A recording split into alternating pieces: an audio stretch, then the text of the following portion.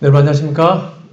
요즘에 백신 때문에 많이 힘드신 분들이 여러 분 계신 것 같습니다. 그래도 이렇게 별 탈 없이 교회에 나오셔서 진심으로 감사드립니다. 네, 속히 백신도 다 맞고 또 코로나도 좀 빨리 종식되었으면 좋겠습니다. 또 그래도 감사한 것은 이제 8인까지 된다고 하니까 그나마 조금 숨통이 좀 트이는 것 같습니다. 우리 성장하는 교회는 아름답다라는 제목으로 6번째 시간을 가져보겠습니다. 오늘은 전인적 소그룹이라는 제목을 함께 말씀 나누겠는데, 이 소그룹에 대한 것은 제가 창세기 공부할 때 이미 했던 부분이라 좀 더 다른 관점에서 좀 살펴보도록 하겠습니다. 제가 계속 강조하는 게 있죠. 네, 교회가 발전하기 위해서는 건강해야 합니다. 그래서 건강한 교회가 된다면 교회는 자동적으로 성장하게 될 것입니다. 그러면서 건강의 조건 8가지의 법칙을 지금 하나씩 살펴보고 있는데, 이제 좀 기억나시는지요? 첫 번째는 사역자를 세우는 지도력. 혼자 일 다 하는 것이 아니라 함께 분담해서 일을 하자. 두 번째는 은사 중심적인 사역. 하나님의 성령의 은사를 받아서 함께 사역하자. 세 번째는 열정적인 영성. 뜨뜻미지근한 라우디게아 교회가 아니라 좀 뭔가 열심히 좀 해보자. 그런 것이었고요. 네 번째가 기능적 조직이었습니다. 그래서 교회의 모든 것들이 선교에 중점이 되어서 그것을 방해하고 있다면 아무리 오래된 전통이라도 좀 변경해 볼 필요가 있다. 그리고 지난주에는 영감 있는 예배에 대해서 살펴보았는데, 특별히 가인과 아벨의 제사를 살펴보았습니다. 기억나시는지 모르겠습니다. 가인과 아벨의 제사의 차이점 3가지가 있었습니다. 첫 번째는 아벨 제사는 피가 있었고 가인은 피가 없었다. 그러니까 어린 양을 죽이고 안 죽이고의 차이점이었습니다. 그 피는 오늘날 얘기하면 십자가 신앙. 그러니까 우리가 십자가의 예수님의 보혈을 의지해서 교회에 와서 우리 죄를 고백하고 용서받는 게 진짜 예배다 라고 말씀드렸고, 두 번째가 무엇이었냐면 첫 번째를, 즉 우선순위의 문제였죠. 아벨은 첫 양을 드렸지만 가인은 그냥 보통 곡식으로 드렸습니다. 그래서 우리의 삶의 첫 시간, 첫 재물, 첫 마음, 처음 걸 드리는 것이 예배에서 중요하다 말씀드렸고, 세 번째가 바로 생애를 바친 산제사. 즉 하나님은 가인의 제물을 거절하고 아벨의 제물을 받으신 것이 아니라 아벨과 그 사람과 그의 예배를 받으시고 가인과 그 사람과 그 예배를 거절하신 것이죠. 우리의 삶이 올바르지 않으면 그 예배는 하늘로 올라갈 수 없다라고 말씀을 드렸습니다. 오늘 6번째 시간으로 또 한 번 더 보여드릴게요. 우리 5년 전에 했던 영월교회의 모습입니다. 오늘 전인적 소그룹은 그 당시에는 어디 있냐면 여기 있습니다. 그 당시에 5번째로 높았던 것이 전인적 소그룹에 대한 우리 영월교회의 모습이었습니다. 여기서는 꾸며지는 단어가 전인적이라는 것입니다. 그냥 소그룹이 아니라, 소그룹은 참 많이 있습니다. 어느 교회를 가든 다 소그룹은 있어요. 근데 그냥 소그룹이 아니라 전인적인 소그룹이 무엇인지에 대해서 오늘 좀 살펴보도록 하겠습니다. 소그룹이 중요하다, 또는 구역반이 중요하다, 이거는 100번을 강조해도 부족함이 없습니다. 근데 많은 사람들이 오해하기를 이것이 그냥 현 시대에, 오늘날 시대에 누군가가 만든 방법이라고 생각을 하지만, 성경은 구약부터 신약까지 계속 소그룹, 작은 단체의 행동을 했던 것을 기록하고 있습니다. 단적인 예로 바로 기독교의 발달 단계였던 초대교회는 한마디로 얘기하면 전인적 소그룹이 아주 활발했던 교회였습니다. 초대교회는 소그룹이 잘 된 교회였습니다. 그래서 교회가 폭발적으로 성공했던 것입니다. 예수님이 3년 반 동안 정말로 이렇게 열심을 내고 최선을 다해서 시간을 쏟은 게 혹시 뭔지 아십니까? 예수님이 3년 반 동안 무엇을 되게 강조하시고 열심히 내셨을까요? 바로 12명의 제자들을 소그룹화해서 그 12명에게 시간과 모든 것을 쏟아 부으셨습니다. 왜냐하면 예수님은 3년 반밖에 시간이 없었습니다. 3년 반 동안 혼자 하시는 건 한계가 있었습니다. 그래서 3년 반 동안 자신이 할 수 있는 일을 그대로 답습할 수 있는, 그대로 따라할 수 있는 12명의 사도들에게 시간을 투자하시고 그들에게 훈련시켜서 3년 예수님이 올라갔을 때, 하늘로 갔을 때도 전혀 공백이 없이 그 제자들이 더 풍성하게 복음을 전했던 것입니다. 그래서 12명의 제자들을 소그룹화해서 그들과 함께 시간을 보낸 것이 그냥 일반 대중들에게 어떤 말씀을 전하고 병 고치고 그런 것보다 훨씬 많았습니다.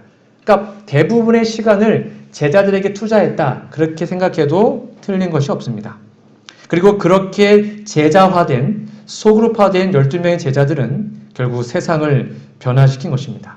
근데 그와는 대조적으로 오늘날의 재림교회 또는 대부분의 교회는 무엇을 더 이렇게 강조하고 좀 시간을 많이 투자하는 것 같습니까? 저희가 이제 단정예로 일주일 동안 저희가 교회 활동을 할 때 시간적으로 뭐에 더 시간이 많이 투자되죠? 일주일 저희가 한 번 만약에 일주일에 한 번 소그룹 한다면 보통 1시간, 1시간 반이겠죠? 근데 이렇게 대집회는 몇 번이나 모여요? 화요일 모이고, 금요일 모이고, 토요일 모이고, 거의 한 대여섯 시간을 모입니다. 그러니까 이렇게 대집회에 더 많은 시간을 투자하는 게 오늘날 교회의 대부분의 모습입니다. 그런데 결과는 그리 신통치 않습니다. 그러면 이제는 소그룹을 재림교인의 생활 방식의 핵심적인 요소로 좀 만들어야 된다고 생각합니다. 조금 전에 말씀드린 것처럼 소그룹은 초대교회, 우리가 그토록 담고자 하던 초대교회의 가장 핵심적인 운영 방법이었습니다. 제가 2달 전에 이미 설명드렸습니다. 초대교회 하루에 몇천 명씩이요? 3천 명씩 회개해서 교회에 들어왔습니다. 근데 그 수많은 사람들을 수용할 수 있는 큰 공간이 있었어요? 없었어요? 없었습니다. 불가능했어요. 대집회를 못했어요. 3천 명씩 계속 들어오는데 어떻게 다 모아서 하겠습니까? 그래서 그들이 썼던 방법이 뭐였습니까? 들어오는 족족 다 잘라서 소그룹화하고 각 가정별로 분산시켰습니다. 그래서 초대교회 대부분의 교회는 다 어디 있었다고요?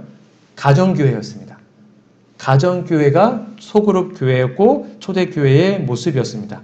그래서 그 당시의 집들을 제가 고각적으로 좀 살펴보면 많아야 30명, 그러니까 다 들어가 30명이고 보통 15명 정도가 들어갈 수 있었다고 합니다. 그러니까 그렇게 15명 또는 10명 단위로 쪼개진 교회들이 모였던 것이 바로 초대교회의 모습이었습니다.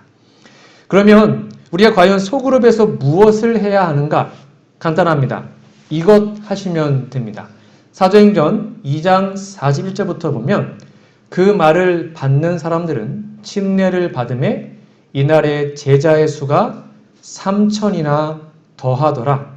그 다음이 중요한데 여러분 42절에서 빨간색으로 칠한 부분을 여러분 지금 하고 있는 소그룹에서 매번 하시면 됩니다. 이게 정답이에요. 성경에 나와 있으니까요. 그들이 뭘 했냐면 사도의 가르침을 받았고요. 서로 교제했고요. 교제하는 것이 떡을 떼면 쉽게 말하면 음식을 나누며 교제한 것입니다. 그리고 뭘 했어요? 기도했습니다. 이 세 가지가 소그룹의 가장 중요한 핵심입니다. 그리고 날마다 마음을 같이하여 성전에 모이기를 힘쓰고 이 당시에는 화금토 모인 것이 아니었습니다. 어떻게 모였대요? 날마다. 엄청 바빴을 텐데 날마다 모였대요. 날마다 마음을 같이하여 성전에 모이기를 힘쓰고 집에서 떡을 떼며 기쁨과 순전한 마음으로 음식을 먹었다라고 얘기합니다. 이러한 현상은 알다시피 역사적으로 AD 300년 예수님이 승천하시고 300년까지 계속 지속되었습니다. 300년 동안은 이러한 건물적인 교회가 별로 없었습니다. 그런데 이렇게 제도적인 예배를 형식화한 것이 바로 중세 카톨릭이었습니다. 그냥 사제가 혼자 말 다 하고 대중들은 아무것도 모른 채 듣고만 있고 이게 바로 중세 안목시대에 만들어진 것입니다. 그래서 초대교회는 이런 공동체의 신경을 아주 많이 썼습니다. 그러므로 오늘날로 얘기하면 사도의 가르침을 받는다. 이거는 성경 연구를 말하는 것이고요. 그 다음에 서로 교제한다. 영적 친교 모임을 말하는 것이고 기도한다. 합심 기도를 말하는 것입니다. 이 세 가지가 정말로 중요한 것입니다. 그래서 제가 안실학교 교과반 때 계속 말씀드렸지 않습니까? 하기 전에 뭐 하시라고? 생활 나누시고, 그렇죠? 지난주 3 나누시고, 그 다음에 토의식으로 교육 공부하시고, 끝날 때 함께 릴레이 기도로 합심 기도하시고, 그거를 안교 시간에 안식일마다 또는 구역반에서 모일 때마다 진행하는 것입니다. 여러분, 이 전인적 소그룹이 크게 5가지로 정리할 수 있는데 제가 좀 정리해 봤습니다. 성경 연구, 합심 기도, 영적 친교입니다. 이 전인적 소그룹은 여기 5가지가 있는데 이 개념을 좀 이해하시면 되겠습니다. 전인적이라는 것은 사람의 전체를 다루는 것입니다. 쉽게 말하면 힘들어요, 마음적으로. 감정이 상했어요. 근데 우리가 모이는, 성도들이 모이는 구역방과 소그룹에 가면 그 감정이 치유되고 또 우리의 신앙의 문제도 치유되고 회복되고, 그러니까 우리의 인생의 모든 문제가 다 나누어지고 해결되는 것이 소그룹인 것입니다. 그러니까 소그룹에서는 우리가 정말 친하다면, 우리가 정말 마음을 서로 나눴다면 비밀 없이 함께 나누고 고민하고 기도해주고 그런 것들이 전반적으로 다 이루어지는 것입니다. 그리고 두 번째는 전인적 소그룹은 사람들이 아무런 정죄를 받는 느낌 없이 자기 자신을 솔직하게 내보일 수 있는 안전한 곳이죠. 쉽게 말하면 내가 이런 말 하면 이게 소문나지 않을까? 또 이 말을 누가 또 전하지 않을까? 내가 이렇게 내 나약한 점을 얘기하면 저 사람이 나를 좀 이상하게 보지 않을까? 그런 마음이 들면 나눌 수가 없어요. 근데 그런 게 아니라 내가 무슨 말을 해도 나의 연약한 부분을 다 얘기해도 서로 다 포용해 줄 수 있는 믿음이 있을 때 그 소그룹은 살아있는 소그룹이 되는 것입니다. 우리 가족끼리 그렇게 하지 않습니까? 우리 가족보다 더 친한 것이 성도들이니까요. 그리고 세 번째는 전인적 소그룹은 사랑과 포용의 분위기 속에서 예수님과 함께 자라날 수 있는 것입니다. 이게 중요한데요. 함께 뭐 한다고요? 성장하는 것입니다. 그냥 구역반에 모여서 소그룹에 모여서 그냥 시간 때우는 것이 아니라 거기에 모이면 뭔가를 배워가고 뭔가를 나눔으로 나의 영적으로 자라나는 것, 나의 인격이 자라나는 것, 그것이 그 모임의 목적이고 효과인 것이죠. 그리고 네 번째가 또한 전인적 소그룹은 생산적인 사역을 위해서 훈련을 받는 것입니다. 제가 거듭 말씀드리지만 우리 영월에는 교회가 몇 개 있습니까? 다시 우리 영월 교회에는 교회가 몇 개 있습니까? 아닙니다. 네, 3개 있습니다. 여러분 소그룹 하나하나가 다 교회입니다. 그러니까 여러분들이 섬기고 있는 우리 유장로님, 고장로님, 전장로님, 쉽게 말하면 여러분 소그룹의 목사들입니다. 목회자예요, 목회자. 그러니까 장로와 목사는 성경 원어적으로 같습니다. 저는 그냥 풀타임 사역자일 뿐이고 장로님들은 파트타임인 것 뿐입니다. 높낮이가 없어요. 목사가 더 높고 그 다음에 장로고 집사가 아니라 똑같습니다. 그러니까 여러분 소그룹의 목회자, 목자와 목사는 장로님들이십니다. 그래서 우리 교회는 교회가 3개가 모여있는 연합된 공동체인 것입니다. 여호수아 교회, 요셉 교회, 다니엘 교회. 정말이에요. 그게 성경의 가르침이에요. 그래서 그렇게 소그룹은 생산적인 사역을 위해서 훈련받는 것이고 장로님들이 가지고 있는 귀한 달란트들을 여러분들이 가르쳐주고 여러분 함께 배우는 것이 바로 구역반 소그룹의 모임의 목적이고요. 마지막 5번째입니다. 전인적 소그룹은 또한 사람들이 그리스도 안에서 자신의 삶에 책임을 질 수 있도록 도와주는 것이 바로 소그룹의 목적입니다. 그래서 이런 것들이 5개의 귀한 특징들이 소그룹과 구역반에서 그대로 회복된다면 반드시 그 구역반은 배가하게 되어 있습니다. 알다시피 교회의 목적은 성장이지 않습니까? 아까 말한 것처럼 건강한 교회는 성장합니다. 그래서 건강한 소그룹은 당연히 배가하겠죠. 인체 속의 세포들이 끊임없이 분열하듯이 영적인 기관인 교회도 세포 분열처럼 배가하고 성장하게 되는 것입니다. 그런데 오늘날 대부분의 교회에서, 많은 교회에서 지금처럼 앉아 있습니다. 그렇죠? 지금처럼 앉아 계시고 목회자 혼자 설교를 다 하고 그리고 여러분들은 앞에 사람 뒤통수만 시커 보다가 집에 돌아가시면 결코 성장할 수가 없습니다. 그게 오늘날 현대 교회의 가장 큰 문제였다는 것입니다. 왜요? 그게 역사적으로 증명되었거든요. 다시 강조드립니다. 초대교회가 폭발적으로 성장했죠? 근데 이렇게 사람들 뒤통수만 보다가 가지 않았습니다. 초대교회는 어떻게 했다고요? 함께 동그랗게 앉아서 삶을 나누고 합심 기도하고 고민을 놔두고 그렇게 함께 공동체가 끈끈하게 됐을 때에 성장한 것입니다.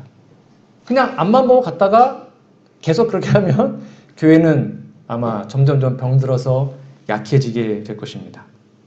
그러나 우리가 얼굴과 얼굴을 서로 마주보고 함께 공동체로서 협력한다면 그것은 우리에게 큰 아주 놀라운 영적 성장의 기반이 되는 것입니다. 그런 의미에서 제가 이렇게 말하면 또 뭘 할 수 있겠지만 화금토 예배보다 더 중요한 것이 있다면 소그룹입니다. 그것이 우리의 영적 성장에 정말로 중요하기 때문입니다.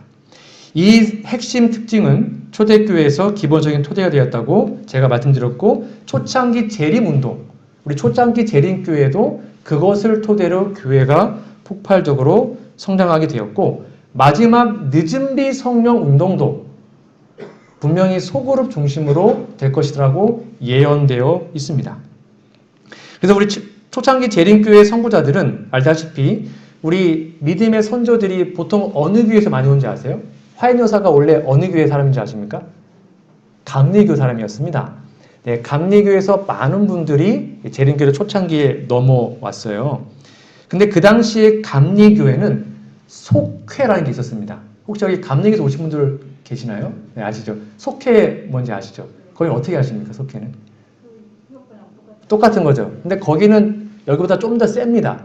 거기 속회는 거의 필수적으로 정말 많이 강조합니다. 속회에서 자체적으로 헌금도 받고 다 합니다. 아예 그냥 정말 작은 교회처럼 운영하고 특히 감리교 속회는 딴 건 빠져서 속회는 절대로 못 빠지게 합니다. 그래서 세례, 그들은 우리로 말하면 침례죠. 교회의 입교 조건이 속회에 참석할 것인가가 필수예요.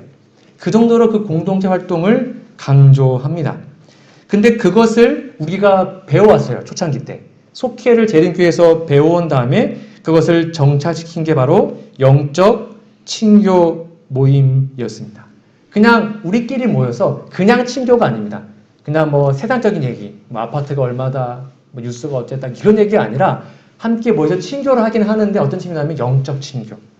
우리가 만났던 하나님에 대해서 나의 기도 제목에 대해서 내가 읽었던 말씀에 대해 나누는 것이 초창기 재림교회의 모델이었던 것이죠.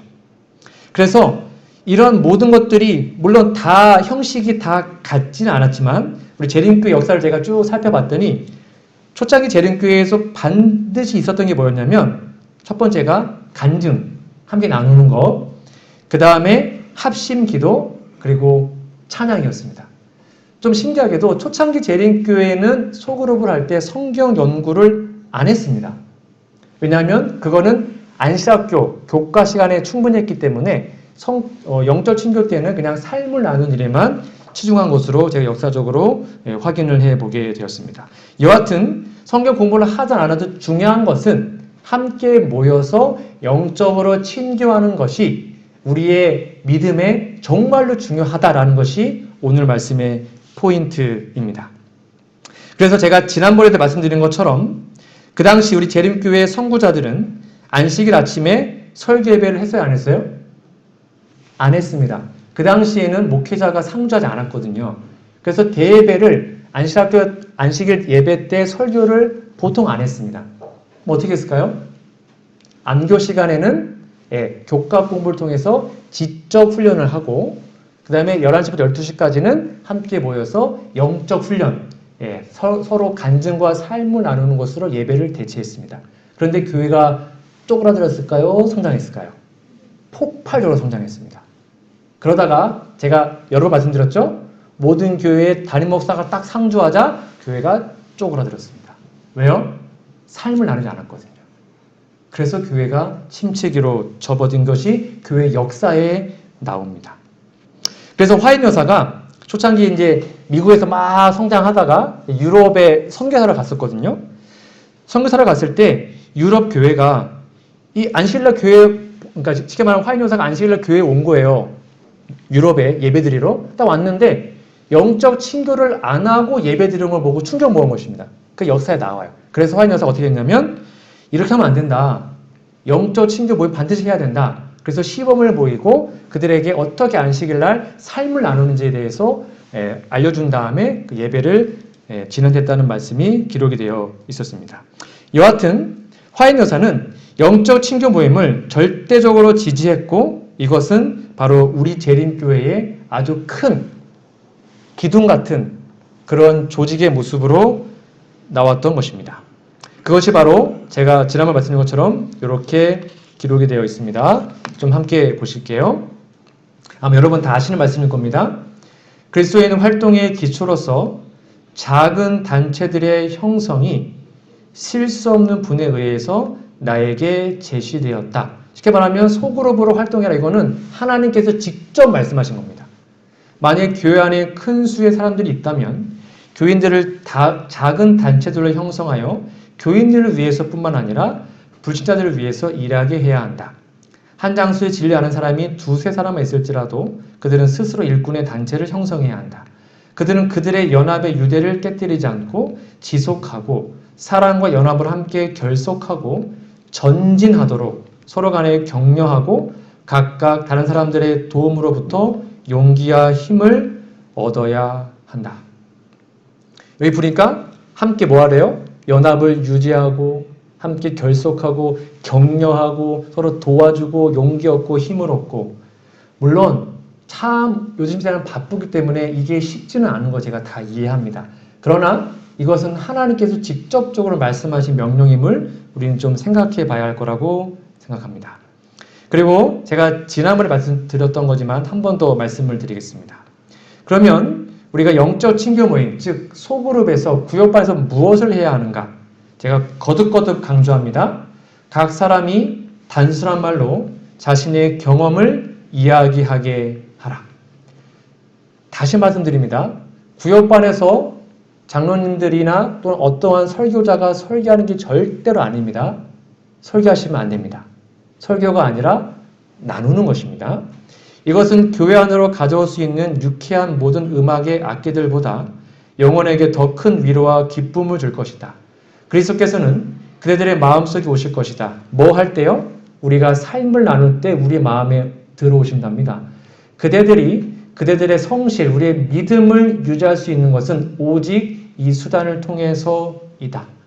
그러니까 우리가 믿음을 유지하고 우리의 믿음이 하늘까지 이어질 수 있는 유일한 방법이 뭐라는 거예요? 함께 협력해서 삶을 나누고 기도해주고 격려해주고 도와주는 것입니다. 혼자 하는 게 아니기 때문이죠. 몇 개만 더 보겠습니다. 교인들로 하여금 평일에 그 맡은 일을 충실히 하게 하고 안식일에는 제가 이것도 여러 번 말씀드렸습니다. 안식일에 우리가 왜 오는가? 그냥 안식일날 설교만 듣기 위해서 온다면 여러분 집에서 들으셔도 돼요. 그렇지 않습니까? 그냥 와가지고 말씀만 듣고 갈 거면 집에 훨씬 설교 잘하는 분들 너무 많습니다. 유튜브에 보시면 정말 많이 있습니다. 탁월한 설교자들 그냥 집에 들으면 되죠. 그게 아니고 안식일날 왜 오는가? 왜 온대요? 안식일에는 그 경험만 봐. 우리가 평일에 만났던 하나님에 대해서 이야기하고 그렇게 하면 그 집회는 때를 따라주시는 식물과 같을 것이며 참석한 모든 자들에게 새 생명과 새 원기를 주게 될 것이다. 그래서 안식일날 교회 오는 목적은 이것입니다. 안교반에서 내가 만난 하나님에서 나누기 위해서 오는 것입니다.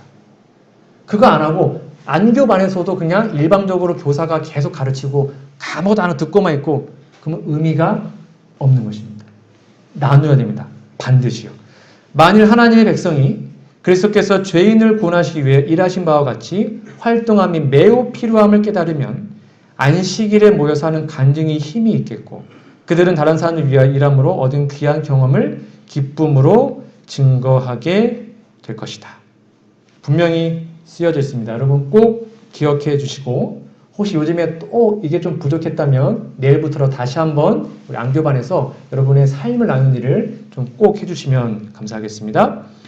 그리고 이렇게 나와 있습니다. 기도회나 간증회, 즉 영적 친교 모임은 반드시 특별한 사람들, 특별한 도움을 주며 또 격려를 주는 기회로 삼아야 한다. 모든 사람이 이런 집회에 참석함을 특권으로 여기며 간증회에는 그리스도의 이름을 가진 자들은 누구나 말할 수 있도록 하여야 한다. 제가 이제 요 근래에 이제 여러 구역반을 이제 초청해 주셔서 제가 가봤는데 우리 장로님께서 너무 잘하시더라고요. 이렇게 질문해 주시고 간증하고 삶을 나누고 그래서 뭐 1시간 만에 시간도 모르고 갔던 것을 제가 경험했었습니다. 정말 좋은 곳입니다. 그렇게 간단하고 다른 사람들이 유익되도록 간증하는 것이고 한 사람이 길게 하는 것은 돼요 안 돼요? 안 되는 것입니다. 한 사람이 막 20-30분씩 하는 것은 절대로 그렇게 하시면 안 되고 그렇게 길게 하는 것은 영적 가마를 손상시킨다라고 말하고 있고 제가 지난번에 강조한 것처럼 이러한 영적 친교 모임이 주의 사업을 이루는데 쉽게 말하면 복음을 전파하고 우리의 믿음이 성장하고 교인들을 또는 구도자들을 교회에 들여오는데 뭐가요? 설교보다 더 많은 일을 이룬다. 설교보다 훨씬 중요한 게 영적 친교 모임이다. 라고 제가 지난번에 거듭거듭 강조했습니다. 자, 그렇다면 이제 우리 교회의 모습을 좀 살펴보도록 하겠습니다. 제가 오자마자 제 기억에 맞다면 4월 한 중순이었던 것 같습니다. 그때 이제 창세기를 공부하면서 제가 소그룹에 대해서 좀 강력하게 좀 얘기를 드렸었습니다. 코로나 핑계대지 말고 한번 모여봅시다. 여러분 그런데 솔직히 제가 깜짝 놀랐습니다. 저는 한 몇 개월 걸릴 줄 알았거든요. 근데 그 다음부터 바로 모이시더라고요. 그리고 제가 진심으로 감동받아가지고 저희 집사람한테 야 신기하다. 바로 모이신다. 그래서 이제 저희 동료 목회자들과 이제 간혹 교회 얘기를 해요. 요즘에 니네 교회 어떠냐 저떠냐 하면 우리 교회 성도님들이 제가 소그룹 하자고 막 다 강력하게 호소했더니 그 다음부터 바로 모이시던데 야 영월교회 대단하다 막 이러시더라고요. 동료 목회자들이. 그래서 바로 모이시더라고요. 그래서 야 정말 우리 교회가 희망이 있다. 그렇게 생각을 했고 그리고 이제 조금 여러분이 힘드셨겠지만 사진도 찍으시고 또 가끔 저를 초청해 주셔서 제가 다녀왔는데 사진을 좀 보여드리겠습니다. 네, 이게 이제 고태근 장로님 댁에서 함께 이때 음악에 대해서 하셨다 제 기억 맞죠? 찬미에 대해서 맞나요? 네. 맞죠? 제 기억에 맞습니다. 그렇게 찬미에 대해서 함께 간증을 나누고 함께 했던 여러분 보기 어떠셔요? 좋지 않으십니까? 저는 진짜 막 너무 감사하고 너무 좋아요. 그리고 여기는 네, 또 이렇게 센스 있게 또 카페에서도 모이시고 너무 보기 좋습니다. 이렇게 카페에서 삶을 나누시고 또 교제하시고 너무 좋습니다. 그리고 우리 이강표 집사님 저기 어디죠 여기가? 저 동네 이름 까먹었네요.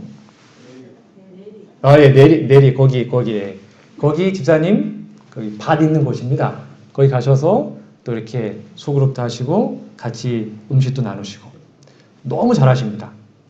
여기는 우리 유자노님 댁에 함께 모여서 했던 곳입니다. 제가 이때 초청받아서 가서 맛있는 밥을 먹고 이제 거리두기 하면서 네 거리두기 하면서 이렇게 말씀을 하는 지금 이때 설교 안 했습니다. 장로님께서 잘 진행해 주셔가지고 제가 어떻게 예수님 만났냐 내가 버린 게 무엇이냐 그래서 저는 자기 버린 것에 대해서 쫙 얘기하는데 정말 시간도 모르고 저분 저렇게 예수님 만난 거라 제가 많이 또 배우고 깨닫는 시간이었습니다.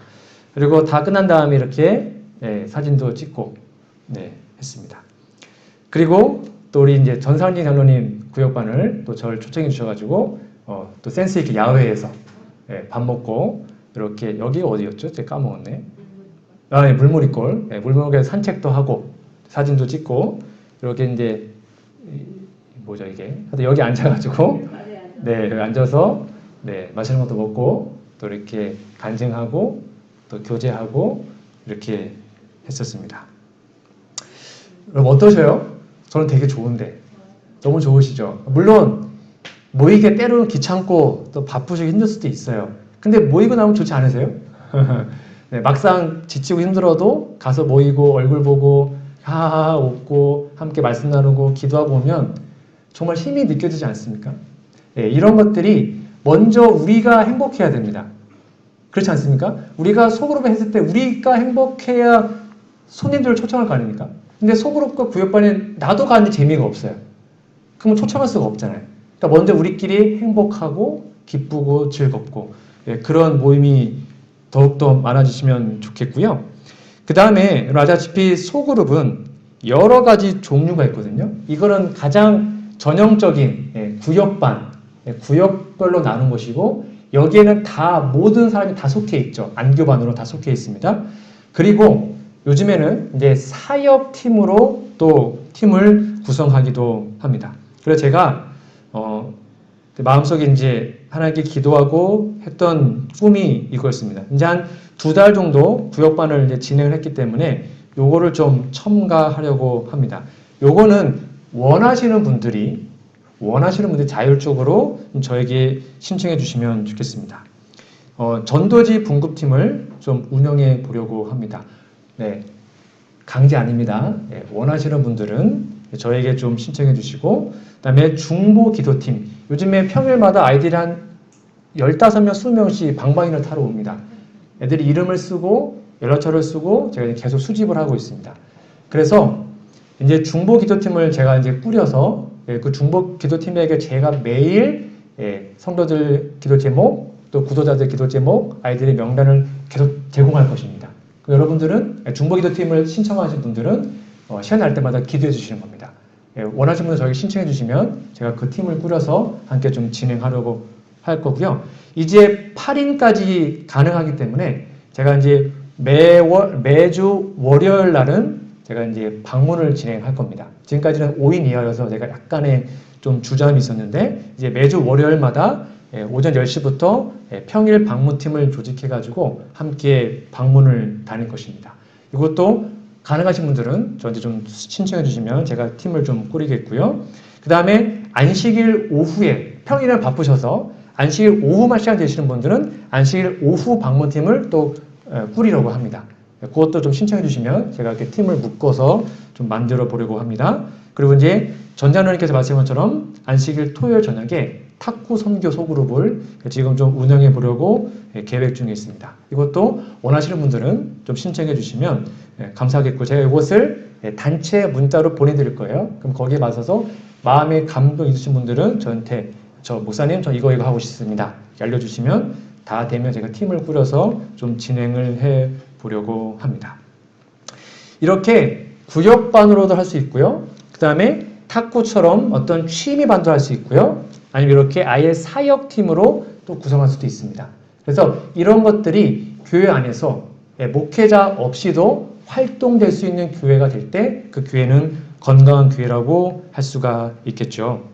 아무쪼록 이러한 아름다운 모습이 우리 영월교회에 정말로 앞으로도 계속 발전하고 또 발전될 수 있도록 여러분 기도해 주시고 협력해 주시면 진심으로 감사하겠습니다. 그래서 전인적 소그룹, 정말로 교회 와서 행복하고 비록 바쁘고 힘드시지만 함께 모여서 소그룹하고 사역하고 기도할 때 기쁘고 그곳에서 나의 모든 고민과 아픔을 다 나눌 수 있고 내가 무슨 말을 해도 다 비밀이 보장되고 서로 정죄하는 것이 아니라 함께 사랑해주고 그러한 아름다운 모습이 교회 안에 회복된다면 제가 확언하건대 우리 교회의 귀한 영혼들이 넘쳐나게 될 것입니다.